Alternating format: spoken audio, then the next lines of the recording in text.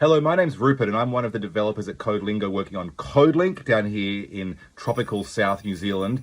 And I wanted to share with you how me and two other devs were using CodeLink yesterday in our work at CodeLingo. Very meta. So essentially, we were trying to hunt down and isolate a bug in our code base. The three of us were working in different parts of the code base. And in order to really quickly share where we were, maybe potential solutions, maybe areas of the code we thought might have been responsible for the bug, or where the bug might be lurking, we were using CodeLink to share blocks of code with each other through Slack super quickly without ever having to ask each other, what line are you at? What file are you in? I didn't use Command F once. I was just clicking on the Open in VS Code button. It also works in JetBrains, but using the Open in VS Code button right there, and it was taking me straight to the block of code where my colleague Ethan or Lockie were working at that time, so I could have a look too, and I was able to share my code with them really quickly with CodeLink. So it was an awesome experience. Please give it a go if you're a developer. If you're not a developer, hey, give it a go anyway. I don't know if it'll be that fun for you, but it might be. But otherwise, give us feedback, right? We want to make this awesome.